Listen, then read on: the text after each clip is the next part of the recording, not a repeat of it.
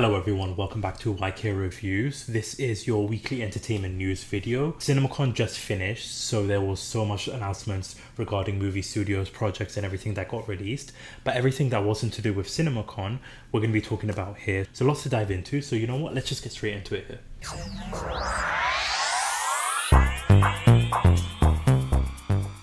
So as per usual here, timestamps will be in the description down below. So anything you want to skip around to, anything you're more interested in, timestamps will be in the description down below for that one. And also if you haven't already, subscribe to the channel so that you don't miss out on these weekly news videos. Also in-depth spoiler reviews coming out, tier ranking videos coming out on the channel very soon as well. So subscribe so that you don't miss out on that one.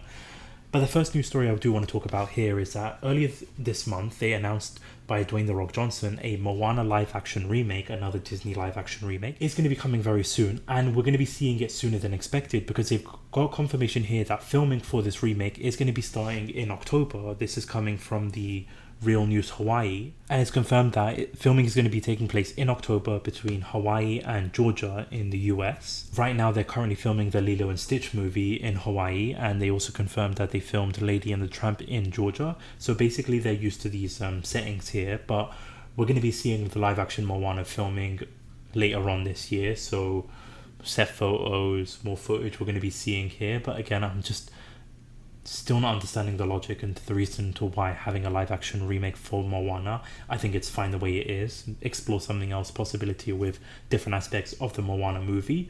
Not sure why a remake needs to be done, but let me know your thoughts about that in the comment section down below. Again, are you excited? Are you annoyed? Are you happy they're making a live action remake of Moana?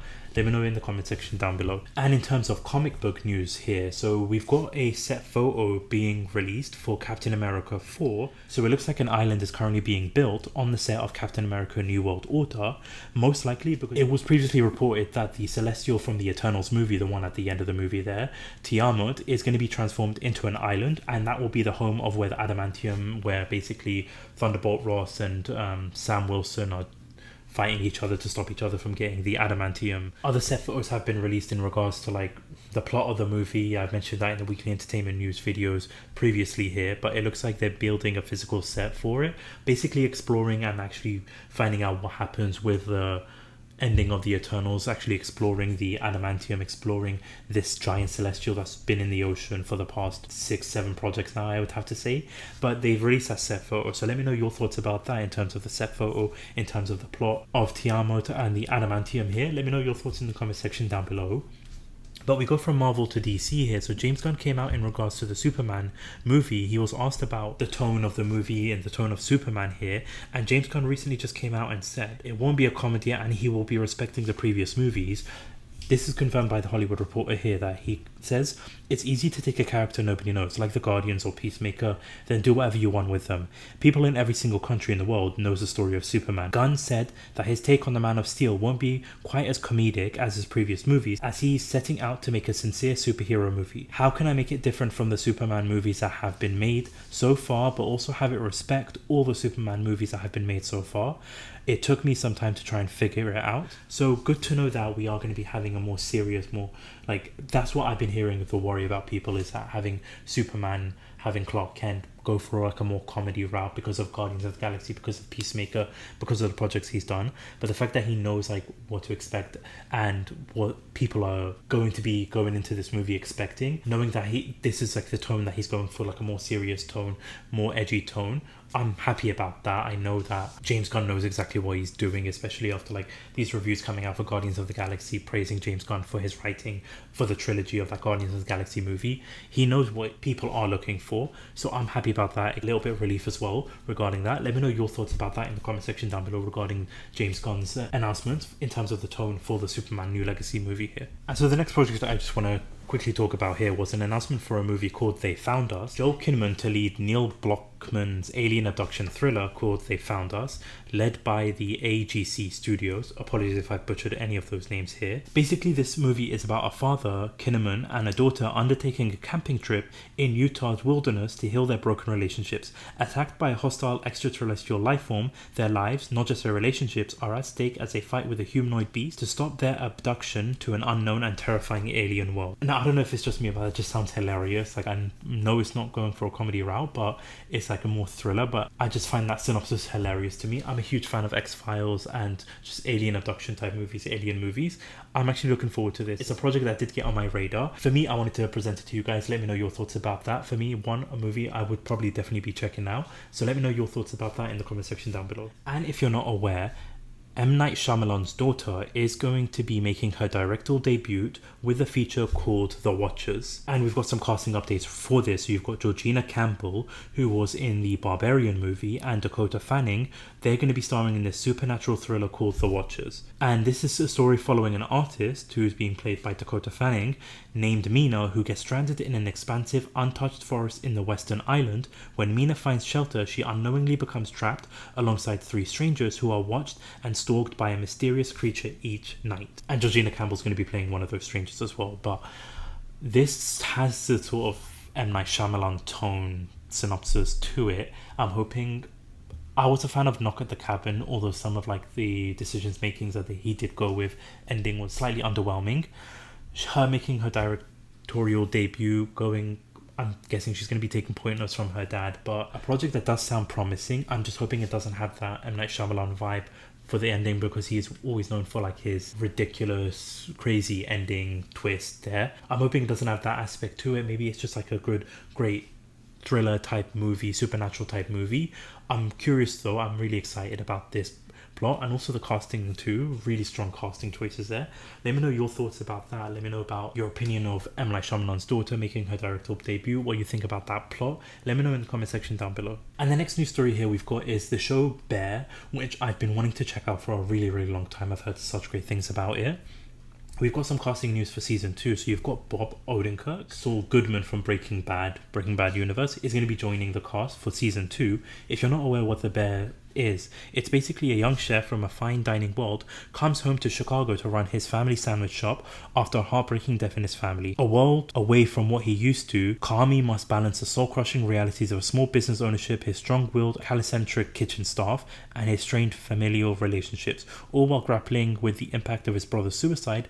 Carmine fights to transform both the shop and himself. He works alongside a rough around the kitchen crew that ultimately reveals itself as a chosen family. And like I said, I've heard such good things about this show. So it's one I really, really want to check out. And the fact that Bob Odenkirk is now joining season 2 just gives me another motivation to really watch this show. If you are a fan of The Bears, or if you have seen it, let me know your thoughts about season 1 in the comment section down below. Let me know about your thoughts about Bob Odenkirk joining this show in the comment section down below for that one. And next up, we've got here is a trailer that also released earlier today. Actually, here is a Twisted Metal trailer, which is basically going to be releasing on Peacock. So you've got Anthony Mackie in the car, and you've got the first look at Samoa Joe's character here. I'll be honest, I've not played any of the Twisted Metal movies. It is like a video game adaptation here, but basically from what we're reading here, this is coming from the Illuminati as well, is that this video game adaptation is set to be a half-an-hour live-action comedy series executively produced by Anthony Mackie, who is also set to star as the lead, named John Doe. Doe is set to be a wise-crackling milkman still trying to make sense of the world he lives in now. And if you're unfamiliar with the series, basically, this is a short breakdown of it. This video game series focuses on a post-apocalyptic world where combat is decided through demolition derbies. Think Mad Max Fury Road video game that manages to go even further. Again, so I've not played any of it, but watching this trailer, I really do like the look of it. I'm definitely going to be checking out the series once it does get released. Maybe I'll actually shed some light on the game itself. Maybe push me to actually play the game. But if you are a fan of the Twisted Metal video game, if you're a fan of the series, please let me know. How does that trailer look for you? Are you excited about that? If you haven't played the video game and you've seen the trailer, let me know your thoughts about that in the comment section down below. And the next news story here, which honestly just comes as quite a shock, is that a rated R live action animation hybrid series about Winnie the Pooh character Christopherrobin is in development. Basically, Christopherrobin is navigating his quarter-life crisis with the help of the talking animals who live beyond the drug-induced portal outside his apartment. Oh, the beauty of having a character on public domain. Honestly, I really don't know how to like express my thoughts about this. Like, you just had Winnie the Pooh Blood and Honey, which the less said about that the better. It's like, it's a guilty pleasure if you enjoy just batshit wacky wild stupid movie. That's what it is, basically. Not an intelligent movie whatsoever, but this is because these characters are public domain. Anybody can make a movie, show, what have you out of it. And so now we're getting a rated live action animated Christopher Robin series. It does sound like Winnie the Pooh Blood and Honey, except the animals aren't going batshit crazy, and I don't know, I'm actually at a loss for words there. It's coming from the variety here. So just let me know your thoughts about that in the comment section down below. Like, if you've seen Winnie the Pooh Blood and Honey, what you think about this. If you haven't, if you're a fan of like Winnie the Pooh as like a child, let me know what you think about this, like the project, the plot. Let me know in the comment section down below for that one. And another video game adaptation here we've got is coming from the Hollywood Reporter. So you've got Street Fighter movie lands Talk to Me filmmakers Danny and Michael Filippo. Apologies if I mispronounced the name here. These brothers are in talk to direct the feature adaptation of the popular video game for Legendary and Capcom. So these two are making a Street Fighter adaptation here.